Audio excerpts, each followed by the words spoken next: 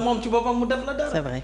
Donc li ñuy teg ci deram dafa ëpp te nit kese la et donc man je peux comprendre que benn moment il y a eu un surplus mu dérapé c'est un mot de trop boo xam ne foog naa le lendemain rëccu na ko buñ ko laajte woon tey du si delluwaat donc moo tax nit yi war a pacifier aussi l'espace.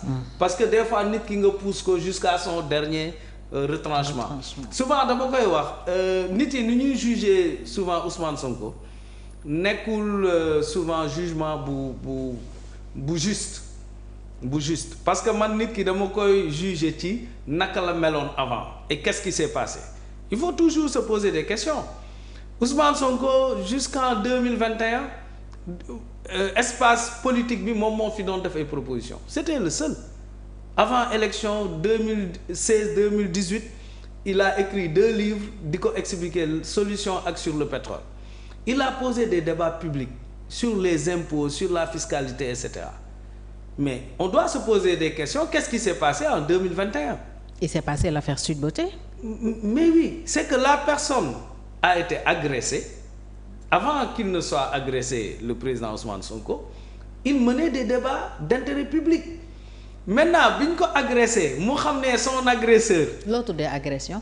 maa ngi ci ñëw mu xam ne son agresseur noonu la defoon nag Karim Wade mais comme Sonko géré wul woon des fonds publics mënul jaar ak moom fi mu jaar ak Karim Wade mënul jaar ak moom fi mu jaar ak Khalifa Sall ils ont trouvé une affaire salace de je ne sais pas bugguma sax dellu si vous vous rappelez au début ñu doon seetaan émission. L'avocat de la fille ne waaw da ko violé ñaari pistolet la yoroon et cetera ils ont monté un truc grossier bi nga xam ne amul woon benn firnde ba le gendarme qui avait même écouté la fille s'est rendu compte que c'était du n'importe quoi c'était un coup monté sénégalais yëpp moi je pense que les sénégalais sont épris de justice li tax ñu bëri jàppale ko période boobu c'est parce que ils savaient pertinemment que c'était une affaire montée de toutes pièces donc ils pouvaient pas se laisser abattre comme ça comme Macky avait abattu ses 2 prédécesseurs Karim et Khalifa et il a résisté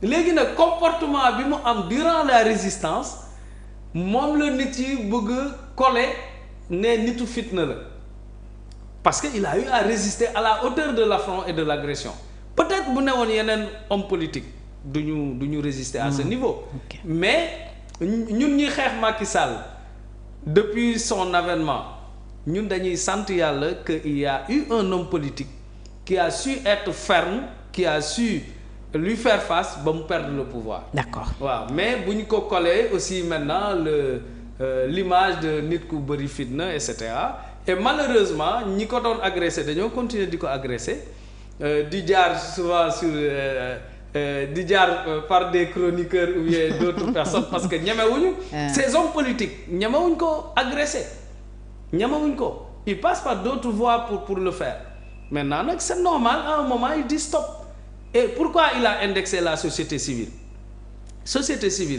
lépp loo ñu wax lu ñaaw ci Ousmane Sonko mosuñu jóg ne c'est pas normal pacifier le débat. Mais pourtant même société civile boobu moo ko doon défendre démb. Non pas toute la société civile. Oui, mais Seydi Gassama nga si doon dégg. Mais une bonne partie. Seydi Gassama Alioune Tine par exemple. Un peu mitigé quand même. Les autres il y en a d'autres moi j'en connais beaucoup. Parce que à un moment Alioune Tine dégguñ ko. Au moment où il y avait mais ces ils sont milliers pas censés d'arrestations. aussi défendre qui que ce soit non ñoom ils sont là peut-être pour dire le droit pour fàttali lan mooy yoon voilà non il dit faire droit de respecter l'homme. Les droits droit de l'homme kay dara jënu grave ñuy tëj des milliers de personnes il l'avait déploré sur des motifs fallacieux yow dañuy xool sa sant rek tu habites au sud ñu jël la di yóbbu wala nga takk brassard. Moi j'ai un ami qui est un cadre dañ ko jëlee buntu bureau dañ ko jël yóbbu kaso. Et personne ne sait pour quel motif. D'accord. Et donc ils n'ont pas dénoncé les faits graves de Macky Sall waa ji ñu koy saaga suba ngoon ils n'ont rien dit bàyyi ba ñuy yóbbu justice ceux qui enfreignent la loi en faisant des insultes publiques et là ils se lèvent. dinañu ci ñëwaat c'est ça en fait. dinañu ci ñëw parce que le débat ci sujet boobu mooy liñ doon xeex démb loolu la ñuy def tey et man sama bopp laa mun a waxal plateau bi toog naa fi ak ñoo xam ne ñi ngi doon défendre ñi ngi doon ñaawlu plutôt di dénoncer moins que yi am tey donc. man dafa amoon ay précisions rek yu ma bëggoon def. parce que aussi y a de ces débats yoo xamante ni man du ma ci dugg. mais le comportement de l'opposant et le comportement de l'homme d'État dafa war a uute. gis nga l'opposant il peut tout se permettre en termes de déclaration et ça anime le débat public. Ça anime le débat public. Man, toutes les insanités des propos tenus par Ousmane Sonko hier sur Macky Sall, pour moi ça a animé le débat public. Donte nag yow doo ko rafetlu. Donte yow et je te connais et je sais que doo ko rafetlu. J'étais pas dans sa situation. Oui, je sais pas comment j'allais me comporter dans sa situation. J'ai dit non, ce que je veux dire moi, quand tu es un homme d'État et que nga gis nga nit ñi di tenir yenn propos yi, qu'est-ce que Macky Sall n'a pas entendu en termes de propos? Il l'a géré. Te doom dafa amoon waajur am lépp il l'a géré. Gis nga soo jiitoo xaj mbaw la te war nga mën a retenir sa bopp ba doo génn wax am trop plein ba génn tenir yenn propos yi. Est-ce qu'il y a un comprendre ba xam la en tant que chef d'État, en tant que chef de gouvernement waroo tenir yenn propos yi. Un homme d'État doit rester et demeurer un homme d'État. Mais mënoo di tere lii en tant qu'homme d'État yow nga koy def man il faut qu'on tombe d'accord. Un premier ministre ne doit pas tenir certains propos. Un président de la République ne doit pas tenir certains propos. Un ministre aussi. Un ministre aussi. Ministre de la République dootoo waxati yenn propos yi ak loo contre loo taxaw loo dëgër. C'est-à-dire li nga wax il l'a vécu mais askan bi dañ ko xeexal. Ils lui ont tout donné. La population s'est levée, s'est battue. Ils ont dit stop. yenn propos yi bëggatuñu ko dégg ci milieu politique bi maintenant lépp lu fi doon am baaxul pousse nañ ko pousse mais quand tu es premier ministre man mosuma dégg ko saaga Ousmane Sonko attaque bi nag dina asar dina dëgër dina saf-sap mais saaga laax de propos bi gën a fort bi ñu tenir sànq jëmale ko ci nit mosuma ko dégg en tant que premier ministre ba mu yéegee ci pouvoir ba léegi mosuma dégg ko tenir propos bu gën a fort le propos qu'il a tenu envers les membres de la société civile mosuma dégg ko tenir propos bu gën a fort ay propos yi mu tenir biir assemblée nationale envers l'opposition man su ma traité woon Ousmane Sonko de propos yi bi mu traité woon l'opposition sénégalaise du ma toog fii. résidu. oui du ma toog fii il les a tenus te nag intelligent qu'il est suy wax tubaab suy wax su tenir yenn propos yi ci tubaab la koy tenir xam ni la majorité des Sénégalais xamuñu duñu comprendre la définition de ces propos. Mais un premier ministre quand même d'une république war na taxaw ne notre pays dafa am problème mu autorité c'est des concepts qu'un chef de gouvernement ne doit pas tenir. Un chef de gouvernement ne doit pas dire que justice dafa ma complot. C'est des propos à ne pas tenir te loolu soo ko defee ça révolte tes partisans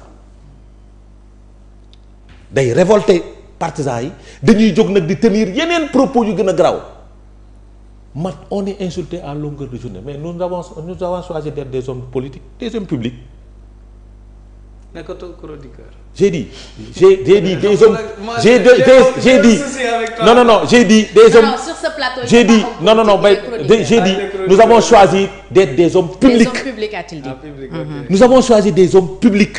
Bon, il est à la paire jusqu'à la défaite de Macky et après. C'est non, mon ami, hein. Non. Non, mais sur ce plateau, il est chroniqueur. Heureusement, j'ai choisi de ne plus appartenir. Vous avez choisi d'appartenir à un camp. Moi, j'ai choisi de ne plus appartenir. Heureusement. Bi mooy troisième débat bi ñu am man ak yow depuis. Heureusement. ma ne la Adi, je peux pas comprendre nga am défaite rek nekk léegi nekkatuma politicien léegi je suis chroniqueur. J'ai dit. Et il épouse les mêmes position qu'il avait quand il était de l'autre côté. Ça veut dire que de la c'est le même Addis, mais avec ce une que je veux dire, ce que je veux dire, oui, peut-être loolu mooy conviction. c'est-à-dire, je défends mes convictions. Oui, c'est principe. C'est mes principes. Et je parle par rapport à la République. Moi, j'ai choisi. mais tu es opposant mosoo wax lu rafet ci Ousmane Sonko. si suñu defee lu baax. je ne parle pas de la personne. kon boobu léegi dafa suñu defee lu baax s'il pose des laajal kii toog nañ ci plateau. oui pourtant su baaxee da naan baax na. non j'ai dit su baaxee je dis il baax na. si je dois faire des propositions je les fais par rapport à beaucoup de choses ànduma ci parce que vous manquez de courage et je l'ai dit ici soo leen amoon courage weesu nañ fii donc mais je dis par rapport au principe Ndiambar. Moi, j'ai choisi de ne plus appartenir à un camp. J'ai accompagné une personne. Non, tu es dans l'opposition. Keneen moo ma doy j'ai dit à un camp. Moi, je ne suis pas payé à la fin du mois pour chroniquer pour qui que ce soit. Mais tu es dans l'opposition. J'ai dit, on n'a pas parlé de ça. J'ai dit non xam nga da nga nekk chroniqueur si on revient. Moi, j'ai accompagné une personne. mu dem ma préféré dem sama yoonu bopp.